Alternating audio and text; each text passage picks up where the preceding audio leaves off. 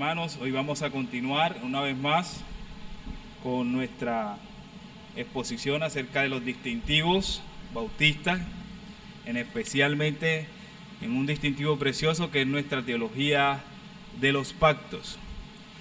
Y se acuerdan que el miércoles pasado nuestro pastor Stewart estuvo dando una introducción acerca de esta teología, y me gustaría escucharles de los que vinieron el miércoles pasado, a ver qué les quedó de eso que dijo el pastor Stewart. ¿Quiénes vinieron el miércoles pasado? Que levanten la mano. Ok, bueno. ¿Quién me puede más o menos explicar? Bueno, el pastor habló de esto. O sí, el pastor habló por 1 hora, pero no entendimos nada y no anotamos nada. Eso también se vale, es válido. Pero la idea es que si usted viene el miércoles, venga con sus notas. Y sobre todo porque esta teología es fundamental, sumamente fundamental para nosotros como bautistas reformados, ya que aquí encontramos nuestra identidad. Es sumamente importante, mis hermanos. Entonces, vamos a hacer ahí un pequeño resumen. A ver, ¿quién puede más o menos? Ángel. Bueno, pastor, entendimos que la teología de los pactos es la médula de la teología. Ajá. ¿Cómo así que la médula? ¿Eso qué es? Es como el centro de todo. Ok. Porque la teología pactual abarca toda la Biblia, desde Génesis hasta Apocalipsis. Y el término que utilizaba el pastor Stewart era que cada pacto con otros es como un eslabón. Ajá, se va enhebrando. No están separados, así todos es. van. Y que una de las cosas que tiene la teología pactual es que, bueno, es un camino que tiene un final, pero que tenemos que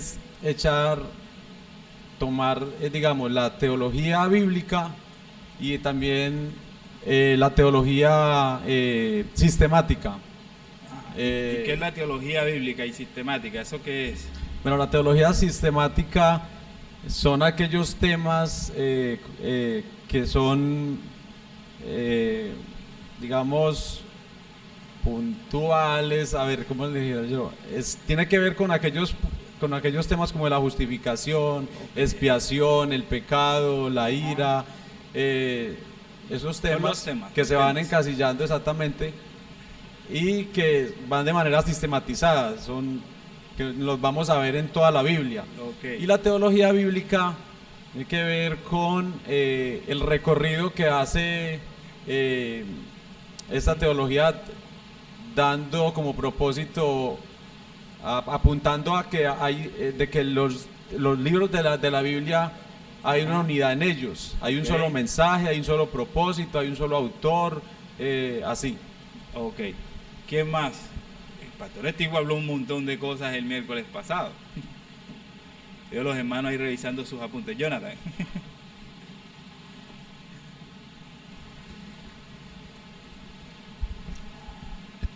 Bueno, el pastor Stewart habló acerca de cómo básicamente hizo un acercamiento en cómo nosotros tenemos que digamos analizar o cómo se entiende la teología pactual.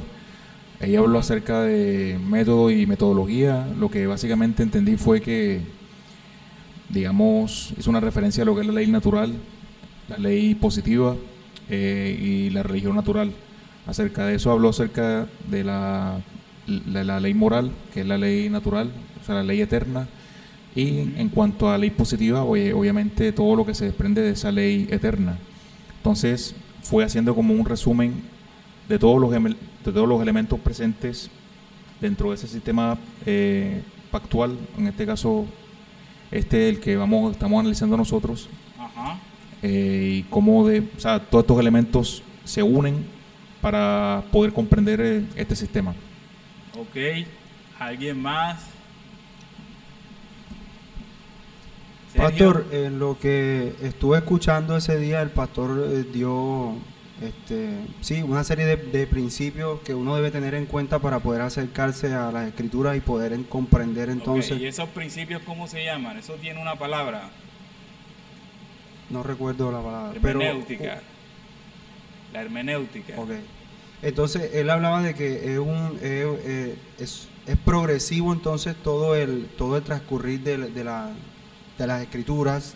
Ajá. En cuanto a los pactos, y que no debíamos tener como el pacto, que algo que se cumple en uno necesariamente tiene que estar en el otro porque sí, no necesariamente debe ser así. Okay. ¿Qué se diferencia entonces de la teología o de ese sistema dispensacional de que ellos creen que este pacto está desligado del otro? No, es de manera progresiva. Entonces, básicamente fue lo que... Ok. Así es. Muchas de esas cosas que ustedes comentaron habló el pastor Stewart aquí. Y él estuvo destacando y les habló acerca de un método. ¿Se acuerdan? Él habló de un método, de unos principios hermenéuticos que hay que tener en cuenta a la hora de unos adentrarnos al estudio de esta teología pactual. Y en la teología del pacto también les estuvo comentando que esa teología se centra en la revelación de ¿quién? De Dios, a través de ay, que tiene miedo. A través de pactos. Recuerda que estamos hablando de la teología de los pactos. La teología de los pactos se centra en la revelación de Dios a través de pactos. Y en ese estudio se analizan ahí el método, cómo se usa el método, también la relación entre teología bíblica y teología sistemática, y la importancia de la historia de la redención en ese marco de Génesis, Apocalipsis. Y el pastor habló, así como decía Sergio, que cada pacto es específico, pero todos están conectados, están interconectados. Son específicos y todos están interconectados, y esa frase es muy importante para nosotros. ¿Por qué? Porque esa frase es la que nos hace bautistas reformados. Esa es la frase que nos distingue como bautistas reformados. Si hay en una sala está un pentecostal que cree en el dispensacionalismo, está un hermano también que crea en el paidobautismo, vamos a colocar, ustedes conocen mucho la palabra presbiteriano. Si hay un presbiteriano, hay un pentecostal, un presbiteriano y hay un bautista, la distinción que hay, como por ejemplo el pentecostal, que es dispensacional, él ve, así como decía Sergio, él ve que cada pacto, ellos no ven pacto, ven dispensaciones, cada dispensación de esa es una, después como que Dios se equivocó ahí, hizo otra, y Dios se equivocó ahí, y viene hasta que llegó Cristo. O sea, ellos ven una discontinuidad, ellos no ven una progresión. Ahora, los reformados como los presbiterianos, ellos ven una continuidad. Ellos le van a decir a ustedes, le dicen, es que todo eso es un mismo pacto. De Génesis a Apocalipsis es un mismo pacto. La diferencia es que tiene dos administraciones. Se administra de una forma en el Antiguo Testamento y se administra de una forma en el Nuevo, pero es el mismo pacto. ¿Y qué creen que decimos los bautistas reformados? Nosotros decimos, tienen las dos. Los pactos los vemos de las dos formas. Tienen una discontinuidad, que es cuando el pastor le decía, cada pacto es específico, pero a su vez hay una continuidad, o sea, están interconectados. Por eso les decía que esta palabra es importante, porque eso es lo que nos identifica como bautistas. Así es la forma como un bautista ve las escrituras o los pactos que están en la Biblia. Así que la idea con estas clases, mis hermanos, es cuando se hagan este tipo de preguntas, ustedes den con precisión y hablen claro, porque esto se trata de su identidad. Recuerden que esta es una iglesia que es bautista reformada. Así que esto es algo que usted tiene que tener claro, y lo que buscamos es fortalecer esto, nuestra identidad bautista, con una mayor solidez doctrinal, que ustedes puedan estar claros cuando se hable de discontinuidad, de continuidad, de por qué este pacto es así y demás cosas. Pero es necesario, mis hermanos, de que profundicen, no solamente con las clases que les damos aquí, sino que allá en sus casas también profundicen. No con la intención de que ahora voy ahí a discutir con el pentecostal porque él ve pura discontinuidad, o voy a discutir con el presbiteriano porque él ve pura continuidad. No. La intención de esto es fortalecer nuestra identidad bautista, fortalecernos, mis hermanos. Incluso la idea también es comprender algunas diferencias y algunas similitudes que tenemos con las otras posiciones, más que todo con los presbiterianos, que es siempre donde está la discusión. Así que es importante, familia, que no se pierdan las clases. Es importante que si usted no viene un miércoles, entre a las redes sociales de la iglesia y se ve su prédica.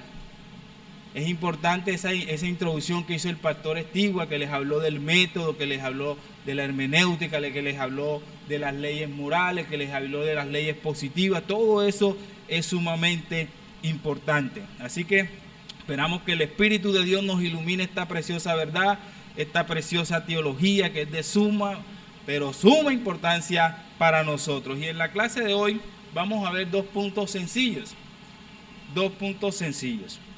Vamos a ver la definición, que es un pacto, y vamos también los elementos que componen un pacto.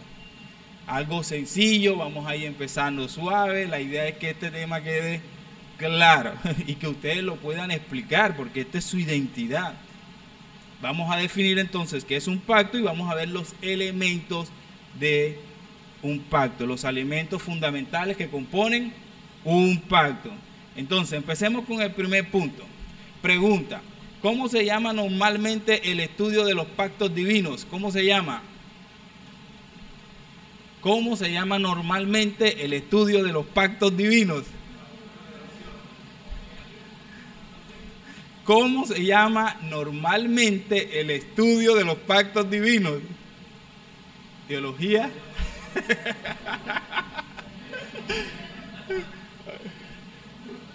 Sí, vea. Oiga, se están dejando ganar de ese lado allá, vea. ¿Cómo? O federalismo. Bueno, pero comúnmente se conoce más, es como teología de los pactos. Teología de los pactos, eso es lo que vamos a ver a partir de hoy. Así es como se conoce comúnmente, teología de los pactos. ¿Por qué se llama teología de los pactos? ¿Por qué? El estudio de los pactos divinos. Buena, ya él no me la va cogiendo. Por ahí, ¿qué más? A ver, ¿qué más dice? ¿Qué se les viene a la mente cuando? ¿Por qué se llama eso teología de los pactos? ¿Por qué será? Ajá. Bueno, por ahí también va la cosa. Bueno, una de las definiciones que nos da Richard Barcelos y que nos da la respuesta a esta pregunta es la siguiente. Ahí todos pueden, ¿sí alcanzan ustedes a ver ahí o necesitan que el televisor más adelante? Ahí está bien, sí, seguro, o sienten mucha presión cuando el televisor está adelante. Ahí está bien, ¿cierto? Bueno, una de las definiciones que Richard Barcelos nos da acerca de la teología de los pactos, él dice que la teología del pacto es un intento de unir las piezas de la Biblia en torno al concepto de pacto debido a la estructura global de la misma. Repito, la teología de los pactos es un intento de unir las piezas de la Biblia en torno al concepto de pacto debido a la estructura global de la misma. Y aquí hay dos frases importantes que hay que destacar. La primera, ustedes la ven ahí en rojo, unir las piezas. Y la segunda es la que dice la estructura global. ¿Cómo así que unir las piezas? Bueno, la teología del pacto lo que busca es ver a la Biblia como una historia completa, coherente, de Génesis y Apocalipsis, que le está explicando una historia coherente, conectada, o sea, continuidad, conectada y unificada en cuanto a un tema. O sea, si usted estudia la teología del pacto, no puede decirme de que la Biblia está fragmentada, como si cada libro de la Biblia, bueno, este lo pusimos aquí porque es una historia chévere y aquí Dios se manifiesta de forma espectacular, entonces va aquí. No, lo que busca la teología del pacto es eso, unir. Entonces, todos los enfoques que tenemos en los libros de la Biblia, como las historias, las leyes, las profecías, las enseñanzas, todo eso se puede comprender dentro de un marco común basado en los pactos que Dios hace con su pueblo. Y la estructura global, esa frase que está allí, implica que la teología del pacto sugiere que la Biblia, desde Génesis a Apocalipsis, está organizada en un entorno pactual. O sea que cuando la Biblia empieza a leer usted de Génesis y Apocalipsis, va a encontrar ese entorno pactual allí y que todo se va a ir moviendo según pacto y hacia un pacto. Ninguno de estos pactos son eventos individuales, sino que forman una progresión que revela ¿qué cosa? Un plan de redención. Por eso es que ustedes ven que en Génesis 3:15 se da una promesa que se cumple en el Nuevo Testamento. Cuando Juan ve a Cristo y dice, este es el Cordero de Dios que quita los pecados del mundo.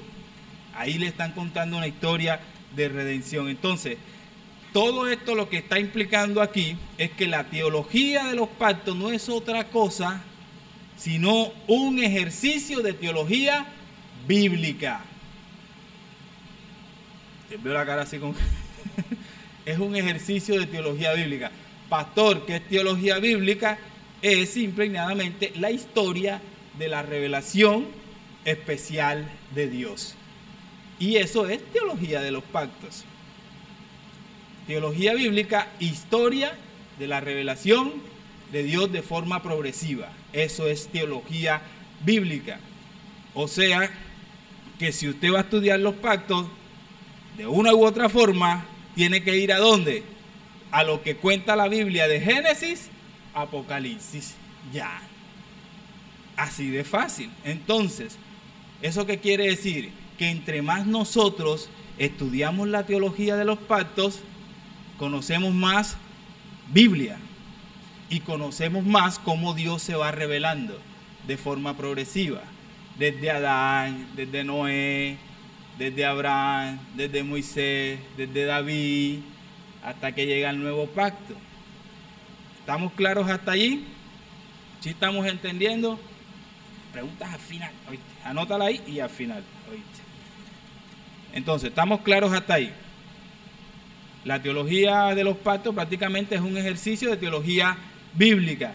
Esto quiere decir entonces que entre más estudiamos los pactos somos más bíblicos. Entre menos conocemos de los pactos somos menos bíblicos. Entonces ahora usted entiende por qué cuando usted pasa, muchos de nosotros que llegamos desde las iglesias pentecostales y llegamos a la Reforma y nos sorprende estos tipos cómo predican de la Biblia. Es por eso, porque en el pentecostalismo recuerden que no se ve la Biblia de forma pactual. Si no se ve la Biblia de forma pactual, entonces conocen menos la Biblia. Y usted nota la diferencia cuando está acá en la Reforma, que se maneja un poco más la Biblia. Y eso que quiere decir también que todo predicador debe de conocer sí o sí la teología de los pactos. Sí o sí debe de conocerla, porque es una teología importantísima, pero sumamente importante, mis hermanos. Entonces vamos aclarando conceptos, ¿cierto? Y vamos dejando principios. Entre más conocemos la teología de los pactos, más conocemos la Biblia. Entre menos conocemos la teología de los pactos, menos conocemos la Biblia. De hecho, Spurgeon, hablándonos acerca de la importancia de la teología de los pactos, miren lo que él dice. Él dice, la doctrina del pacto se encuentra en la raíz de toda la teología verdadera. Se ha dicho que el que entiende la diferencia entre el pacto de obras y el pacto de gracia es un maestro de teología. Un maestro de teología. Si usted entiende la diferencia entre un pacto de obras y un pacto de gracia. De hecho, él también dice que hay la señal de que haya muchos errores teológicos se debe a una mala comprensión o a una comprensión equivocada de los pactos de la ley y de la gracia. Es lo mismo, pactos de obra, pactos de gracia. Antes de Spurgeon se llamaban ley y evangelio. En la época de Spurgeon les llamaban ley y gracia. Nosotros hoy los conocemos como...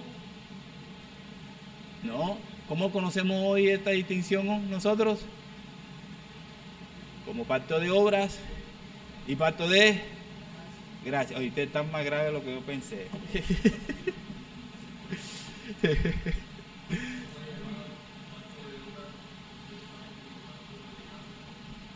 ¿Cómo?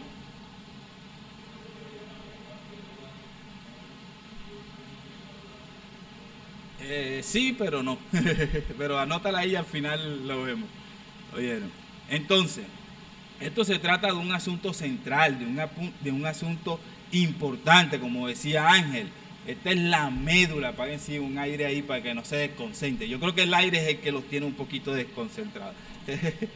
Gracias, Miguel, gracias. Entonces esta teología es importante porque es la médula, es el centro. Y si no se entiende correctamente, afecta automáticamente todas las demás doctrinas que usted crea. Por eso es importante, mis hermanos. Entonces el estudio en profundidad de la teología bíblica bautista reformada nos aporta para nosotros una serie de beneficios. ¿Cuáles son esos beneficios? Bueno, nos ofrece una mejor comprensión de toda la trama de la Biblia y de nuestro papel en ese gran cuadro grande que se pinta ahí, en esa historia. ¿Cuál es el papel de su historia? Ahí aparece. De Génesis a Apocalipsis, ¿cuál es el papel suyo? Ahí aparece su papel si usted conoce esta teología. Lo segundo, es esencial para la hermenéutica, es decir, para la correcta interpretación de la palabra de Dios. Si usted quiere interpretar la palabra del Señor, necesita conocer esta teología. Si usted no conocía esta teología, la probabilidad de que usted esté interpretando mal la palabra del Señor es altísima. Tercero, enseña cómo el Antiguo Testamento se relaciona con la persona de Cristo. Cuarto, nos ayuda a comprender los aspectos de continuidad y discontinuidad entre los pactos divinos, previniéndonos de muchos malentendidos y sus nefastas consecuencias. ¿Cómo así? Aquí esta teología nos ayuda a entender que hay cosas que Dios estableció en un pacto que no podemos poner en otro pacto. ¿Estamos claros hasta ahí? Vamos a poner un ejemplo. El diezmo. ¿Ustedes saben por qué el diezmo no pasa al nuevo pacto? Porque es una ley positiva. Ya ustedes saben que es una ley positiva. Son leyes que Dios añade a los pactos. Entonces el diezmo fue una ley que se añadió a un pacto que Dios hizo con el pueblo de Israel. Ahora en el nuevo pacto esa ley no pasa. Entonces si usted tiene claro una teología bíblica, usted sabe por qué la iglesia reformada no se diezma o no se usa eso del diezmo en ese sentido como esa ley. ¿Sí me hago entender? Entonces cuando usted ve una iglesia que le pide a usted diezmo porque en el Antiguo Testamento se diezmaba, es una iglesia que no tiene clara la teología bíblica pactual, que es de forma progresiva. ¿Estamos claros ahí? ¿Vamos bien o estamos... ¿Cómo vamos? Sí. Seguimos. Beneficio. Quinto, nos ayuda a entender cómo cada parte de la Escritura contribuye al plan de Dios. Ayuda a entender cuál es el propósito de esos libros que leemos, por qué está ahí el libro de Jueces, por qué está el libro de Deuteronomio, por qué está ahí el libro de los Hechos, por qué está ahí las cartas. Cada una encaja en el plan de Dios. Enseña sobre la herencia de la teología que se encuentra en las importantes confesiones de fe. Este punto es importante. Recuerden que aquí los miércoles estudiábamos la confesión de fe, ¿cierto? Nuestra confesión es pactual. Pactual, trata de un pacto, del pacto de redención. De hecho, yo la otra vez creo que una de las últimas veces que me tocó predicar acá la confesión de fe, les expliqué cómo estaba estructurada. Así que si usted quiere conocer la teología pactual, lea su confesión de fe, estudie su confesión de fe. Y ustedes la estudiaron, ¿cierto? Todos los miércoles aquí. Pero bueno, ahí también es un punto para empezar. Presenta una noción elevada sobre nuestro Señor Jesucristo, el mediador, nos lleva a glorificar a Dios en la contemplación de su obra. Entonces, ya que hemos visto la importancia de esta doctrina, ahora vamos a pasar a profundizar un poquito, a ver los elementos de un pacto. Vamos a ver lo que es un pacto y sus elementos. Entonces, es necesario aclarar algo aquí. Cuando nosotros hablamos de teología, como decía Jonathan, ¿qué es teología? El estudio de Dios, ¿cierto? Decimos que es el estudio de Dios. Y si a esa palabra teología le añadimos la palabra pacto, entonces sería el estudio de Dios a través de pactos. A través de pactos. Entonces la teología del pacto viene siendo prácticamente como la forma en que Dios se revela al hombre. La forma en que nosotros podemos conocer a Dios. Los pactos son vehículos sobre los cuales Dios se comunica, se relaciona con la humanidad. Entonces, cuando un creyente se expone a la teología del pacto, está conociendo más la revelación de Dios, o sea, está conociendo más a Dios. Está conociendo más a Dios. Cuando usted va a las Escrituras y empieza a leer que Dios hizo un pacto con Adán, que Dios hizo un pacto con Abraham, con Noé, con Moisés, con todos ellos, con David, es que usted está conociendo esa revelación de Dios porque Dios se está dando a conocer. Entonces los pactos son hermosos por eso, porque conocemos ¿qué? A Dios. Así que estudiar la teología pactual, dice Renningham, es una experiencia devocional que enriquece nuestra comprensión de la unidad de los propósitos de Dios. O sea que a través de los pactos nosotros podemos conocer los propósitos del Señor. Y podemos mejorar en la predicación. Por eso les decía que sí o sí, un predicador, así sea que usted evangelice, si usted va a explicar la justificación, usted necesita conocer esta teología. Necesita conocerla. Porque justificación, como decía Ángel, hace parte de soteriología, que es la doctrina de la salvación. ¿Y de dónde se adquiere la teología sistemática? Ese tema, ¿de dónde se adquiere? De una base bíblica. ¿Ya? Porque cuando usted va a aplicar la justificación, no es que mira, yo creo que es no, usted busca unos versículos bíblicos donde se apoya y él los explica. ¿Sí me hago entender? Entonces esta doctrina es sumamente importante, aumenta nuestra seguridad de salvación y fortalece nuestra comprensión de la iglesia como una comunidad de pacto. Una comunidad de pacto. Entonces, con eso en mente, ahora sí, pasemos a la pregunta de los 3 millones de pesos. ¿Qué es un pacto?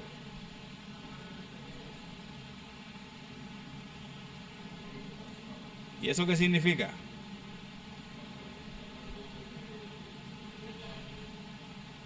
Ajá, ¿una qué? ¿Le pueden ayudar al hombre con él? Espérate, porque no te estamos escuchando. El micrófono, por favor, al muchacho. A nuestro querido hermano Jonathan. Dale, Jonathan, vamos.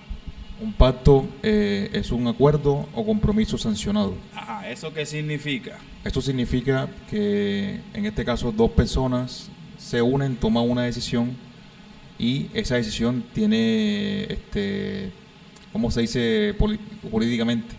Ajá, pero mira la definición. Dijiste, es un compromiso o un acuerdo divinamente sancionado, ¿cierto? Bueno, en este caso es divinamente sancionado. Ajá, y dijiste 2 personas. Ay, ¿dónde está el divino? O sea, en este caso, o sea, secularmente es un acuerdo, pero ya okay, divinamente es un acuerdo o compromiso sancionado de parte de Dios con el hombre. De okay, parte de Dios con el hombre. Ok, todos están de acuerdo. Gustavo, vamos a ver. Es un acuerdo soberanamente sancionado con bendiciones y sanciones. Ajá. Eso quiere decir que las condiciones de dicho pacto las pone Dios con bendiciones y maldiciones o sanciones que Dios establece en dicho pacto. Ok, qué bien eso. Bueno, así es lo que ustedes dijeron. Esa es una de las definiciones de lo que es un pacto. De hecho, una de las que más le gusta a todo el mundo y que aparece en todos los libros, es esa de Meredith Kline, que es un pacto, es un compromiso divinamente sancionado.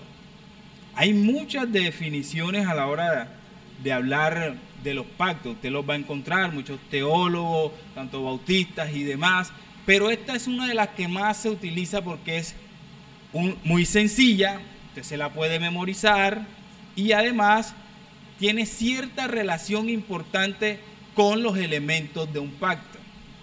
Pero por ahora usted grábese esto. ¿Qué es un pacto? Es un compromiso divinamente ¿qué?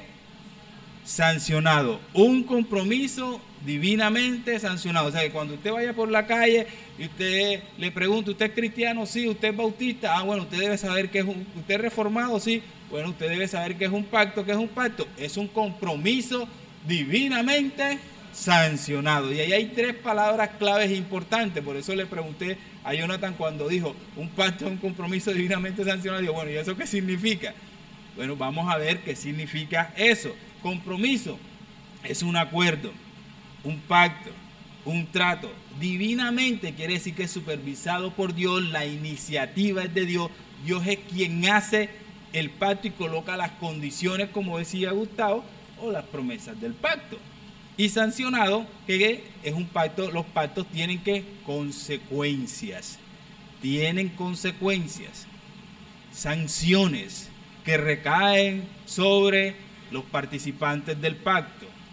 Pero recuerden, hay una palabra ahí importante, divinamente sancionado. No podemos hacer la comparación, no, que 2 personas, un pacto bíblico es como si 2 personas, ojo con eso. Ojo con eso, ojo con eso. ¿Estamos claros? ¿Vamos bien?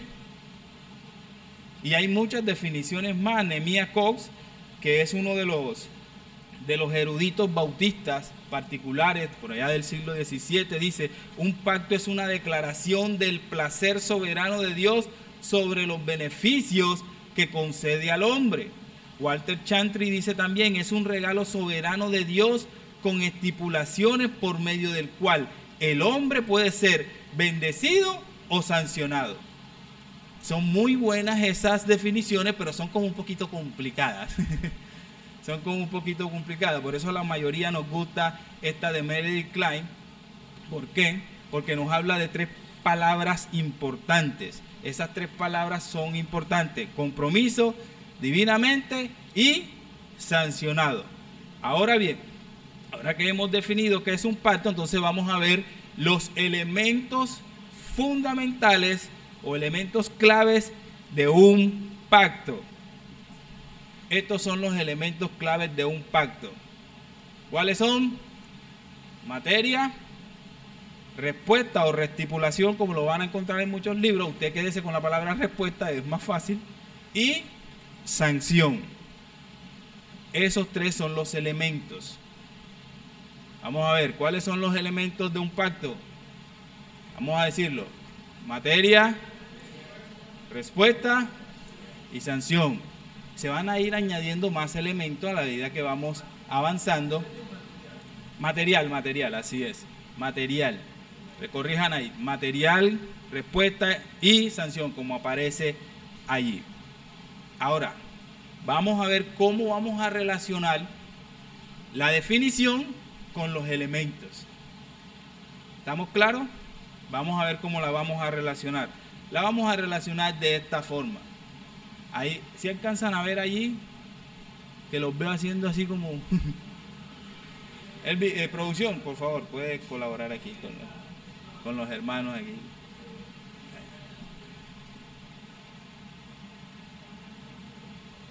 Ok, gracias mi hermano.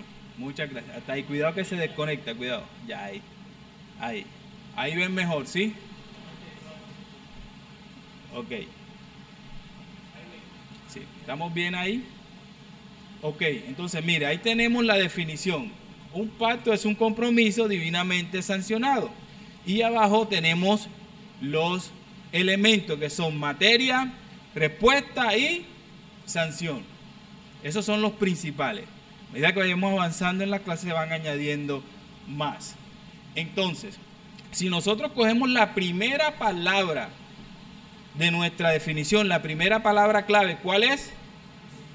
¿Cuál? Compromiso. Bien, entonces si un pacto es un compromiso, lo primero que nosotros tenemos que preguntar es, bueno, ¿y de qué está hecho ese pacto? ¿Cuál es el material de ese compromiso?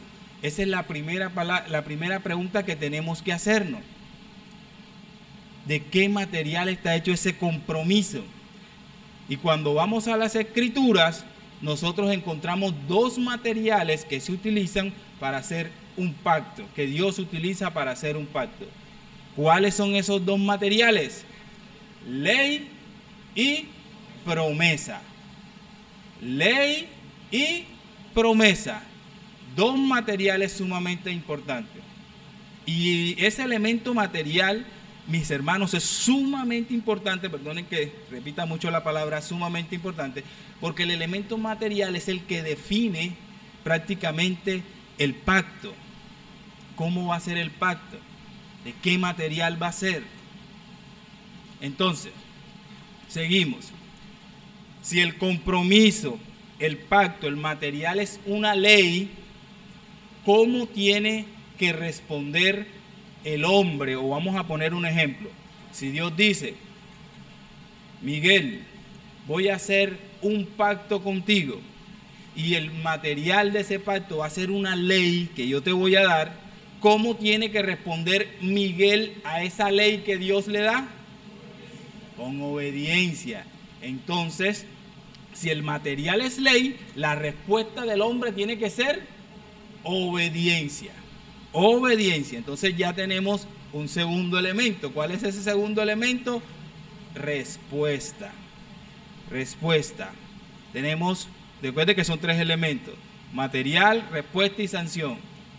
Entonces vamos por la respuesta.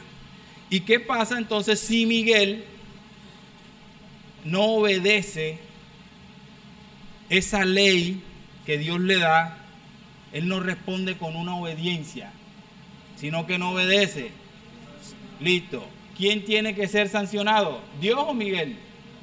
El hombre. Entonces tiene que ser Miguel sancionado. Entonces vamos claros hasta ahí.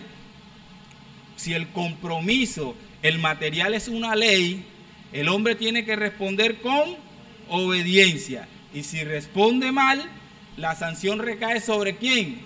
Sobre el hombre. Bien, seguimos. Vamos a seguir con el otro material. Ok. Si el compromiso, Dios llama a Miguel y le dice, Miguel, voy a hacer un pacto contigo, pero esta vez el material no es una ley, sino una promesa. Dios le da una promesa. ¿Cómo tiene que responder Miguel a esa promesa? Con fe. Vamos bien, bien, vamos cogiendo ahí. Responde Miguel con fe. Pregunta, ¿sobre quién recae la sanción si la promesa no se cumple? Ajá, ¿y por qué recae sobre Dios? Porque fue el que promete. Oh, qué nivel, Dios, qué nivel. Oye, la mujer, este lado aquí está bueno, este lado aquí está muy bueno ahí. Entonces, si ven, por eso les decía que el material es sumamente importante porque define el pacto. Es sumamente importante. Y estos son los dos materiales que encontramos. Material, ley, promesa. En la ley el hombre tiene que obedecer, y si no obedece, la sanción recae sobre él. En el compromiso, si el material es promesa, el hombre tiene que responder ¿con qué? Con fe, porque es una promesa que se le está haciendo. Y la sanción recae sobre Dios. Qué bien, perfecto, vamos muy bien. Ahora, ¿y qué pasa si el hombre no cree? ¿Será que se cumple la promesa? ¿Se cumple la promesa o no se cumple la promesa? ¿No hay sanción?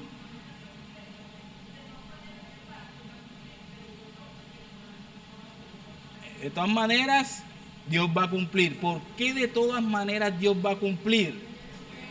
Porque Dios es fiel. O sea, que si el material es una promesa, ¿cierto? No depende, la sanción no va a depender de si el hombre crea o no crea. O sea que cuando Dios da una promesa, la respuesta es que se va a cumplir sí o sí. Y eso es lo consolador y lo hermoso para nosotros cuando nosotros vamos a las Escrituras y vemos esas promesas de Dios allí, que el Señor las cumple sí o sí. Por eso, porque Dios en su naturaleza, Él es santo, Él es fiel, Él es verdad. Y sí, el hombre tiene que responder con fe, es lo que se espera, pero no está condicionada la promesa a la fe del hombre. Entonces, ¿estamos muy claros allí? Hombre, qué bueno que estamos aprendiendo de esto. Qué maravilloso, ya esto se va poniendo más hermoso. Cada vez que vamos a las Escrituras, ya usted va en su mente identificando qué es un pacto de obra, cuáles son esos pactos de obra y cuáles son esos pactos de gracia. Entonces, mire cómo hemos relacionado las palabras claves de la definición, un compromiso sancionado con los elementos. Entonces, es importante que entendamos, recuerden, una vez más, los pactos es como Dios se relaciona con el hombre. ¿Y la intención es de quién? De Dios siempre, de Dios. Si a usted le hablan de un pacto donde la intención no sale de Dios, eso no es un pacto bíblico. Eso no es un pacto bíblico. ¿Estamos claros ahí? Pero si le hablan un pacto donde, mira, Dios fue el que se acercó, Dios fue el que llamó, Dios fue el que prometió, Dios fue el que estableció, eso es un pacto bíblico. Porque es Dios acercándose a nosotros. Entonces, les pregunto, ¿tenía Dios alguna necesidad de acercarse al hombre? No, no tenía ninguna. ¿Hay alguna capacidad en el hombre para acercarse y conocer a Dios? Tampoco. La única forma es que Dios se revele. Eso es lo que decía Agustín, que la verdad se revela, no se descubre. No se descubre. Así que por lo tanto Dios en su amor, Él se comunica con nosotros. Ahora bien, en ese orden de ideas, vamos a añadir otro elemento más, ya para ir concluyendo, otro elemento más a este cuadro aquí. Entonces, si hablamos de material, ¿tenemos cuántos materiales? 2. Ley y promesa. Esos son los dos materiales con que se hacen los pactos, ¿cierto? Tenemos entonces, si tenemos dos materiales, tenemos dos formas de hacer los pactos. ¿Son iguales esas dos formas? No, no son iguales, porque una es una ley y una es una promesa. Entonces, aquí vemos a continuación en nuestro cuadro cómo se agrega un elemento más, y ese elemento es forma. Ahí lo ven, el rojito más brillante. Ahí le puse la bandera de la Selección Colombia. Mañana que esté jugando la Selección Colombia, usted ve, cada vez que vea el color amarillo, dice Colombia, y el amarillo de Colombia, azul, la respuesta, la retripulación, y el rojo, la sanción. Entonces ahí te va acordando cada vez más. Entonces ahí le puse en forma un rojo clarito, un rojo más brillante, y allí. Entonces, dos formas de pactos. ¿Cómo se forma la forma de un pacto? A través de su material. Por eso le decía que el material es el que define. Si tenemos dos materiales, entonces tenemos dos formas de pacto. Pregunta, si el compromiso, el material es una ley, ¿cuál es la forma de ese pacto? Un pacto de obras. Si el compromiso, el material es una promesa y el hombre tiene que responder con fe y la sanción cae sobre Dios, esa forma de pacto es de gracia. Hombre, qué bien, ya se han vuelto unos expertos en este tema. Recuerden lo que dijo Spurgeon, el que conoce la diferencia entre el pacto de obra y el pacto de gracia es un experto en teología. Vamos a ver si le doy el certificado ahora al final. Así que veamos algunos ejemplos de pacto de obra. Ahí tenemos, pacto de obra está basado en una ley. ¿Y qué requiere? Si hay una ley, requiere del hombre obediencia, ¿cierto? Si el hombre no obedece, la sanción recae sobre el hombre. Un pacto de obra que nosotros conocemos, ¿se acuerdan? El de Adán. Ahí le puse un versículo, Génesis 2:17, cuando Dios le dice al hombre, no comas de este árbol porque el día que de él comieres ciertamente morirás. O sea, Dios estaba llamó a Abraham a hacer un compromiso y le puso una ley. ¿Y qué hizo Adán? ¿La cumplió o no la cumplió? ¿Y sobre quién cayó la sanción? Sobre él. Listo, ahí tiene usted un pacto de obra. El domingo que viene vamos a ver, el miércoles que viene vamos a ver ese pacto de obra un poquito más profundo. Entonces, pacto de gracia, basado en una promesa. ¿Requiere fe en qué? En la promesa, fe en la promesa. Y si la promesa no se cumple, la sanción recae sobre, pero sabemos que eso se va a cumplir porque Dios es fiel. Un ejemplo de eso que notamos en Hebreos 6:13, que dice Hebreos 6:13, porque cuando Dios hizo la promesa a Abraham, no pudiendo jurar por otro mayor, ¿juró por quién? Por sí mismo. ¿Ven? Está haciendo Dios, le dio una promesa a Abraham, no había otro mayor y juró por él mismo. Eso es un pacto de gracia. Por eso la Biblia dice que y Abraham creyó. ¿Ves? La respuesta de Abraham fue ¿qué? Fe. Creyó y le fue contado por justicia. Por justicia. Bien. Hasta ahora vamos bien. Ya conocemos los elementos principales. Vamos a añadir un último elemento. Porque este es importantísimo. Los teólogos, para resumir todo esto que hemos visto nosotros, para resumirlo en una sola palabra, ellos decidieron, así como les acabo de decir, toda esta definición de pacto, resumirla en una sola palabra. ¿Cómo se llama esa palabra? Todo esto que acabamos de ver, ellos lo resumen en una palabra. ¿Cómo se llama esa palabra? Sí, en una sola palabra. Ellos lo resumen. El pacto lo definen en una sola palabra y todo esto que hemos visto de material y todo eso lo resumen en una palabra. ¿Cómo se llama? ¿No conocen la palabra? Ok. Que los teólogos, ellos, para resumir todo esto que hemos visto, el cuadro que les mostré, ellos resumen y definen el pacto en una sola palabra. No, teólogo reformado, hermanito. Claro. No. ¿Cuál es la palabra? ¿Cómo? No, señor. Listo, pero no. La palabra que resume la definición de pacto se llama sustancia. Sustancia. ¿Y cómo sé yo cómo se forma la sustancia de un pacto? Miren ahí nuestro cuadro. ¿Qué pasa si nosotros cogemos el color amarillo y lo mezclamos con el rojo brillante? ¿Qué color nos da? El naranja. Entonces, la sustancia de un pacto está formada por el material y su forma. ¿Ya? Esa es la forma de resumirlo.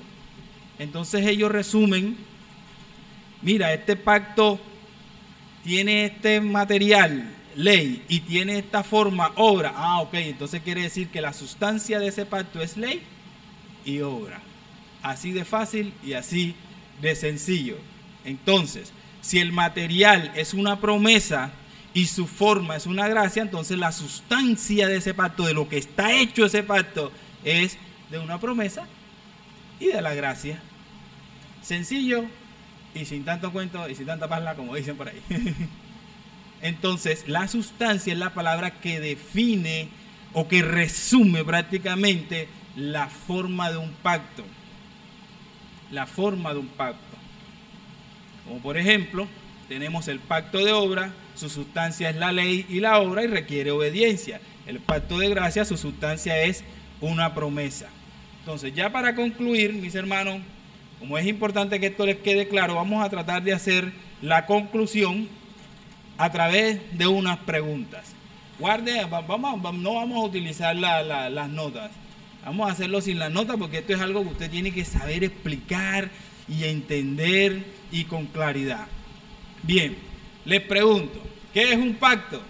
Vamos a decirlo todo al mismo tiempo. No, qué nivel. Un profundista. Bien. ¿Cuáles son los 3 elementos principales de un pacto? Material, respuesta y sanción. ¿Cuántos tipos de materiales existen de un pacto? 2. Bien, si el material es la ley, ¿cuál es la forma de ese pacto? Obras. Si el material es una promesa, ¿cuál es la forma de ese pacto? ¿Cómo? Escuché como ley por ahí. ¿Cuál es la fórmula para saber cuál es la sustancia de un pacto? Material y forma, no se les olvide.